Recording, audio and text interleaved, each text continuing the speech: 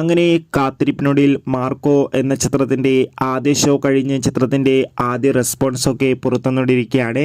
ആ ഒരു അപ്ഡേഷനാണ് ഇന്നൊരു വീഡിയോ ഭാഗത്ത്. വീഡിയോയിലേക്ക് വരുമ്പോൾ ഈ വീഡിയോ ലൈക്ക് ചെയ്യുക, ചാനൽ സബ്സ്ക്രൈബ് ചെയ്യാൻ വേണ്ടി ശ്രമിക്കുക.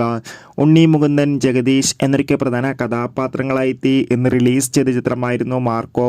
എല്ലാ സിനിമാ പ്രേമികളും ഒരേപോലെയായിരുന്നു ചിത്രത്തിൻ്റെ റിലീസിനായി കാത്തിരുന്നത്. ഫൈനലി ചിത്രത്തിൻ്റെ ആദ്യ ഷോ ഇപ്പോൾ കേരളത്തിലെ വിവിധ തിയേറ്ററുകളിൽ അവസാനിക്കുമ്പോൾ ചിത്രത്തിന് മികച്ചൊരു പോസിറ്റീവ് റെസ്പോൺസാണ് സ്വന്തമാക്കാൻ വേണ്ടി സാധിച്ചിട്ടുള്ളത്.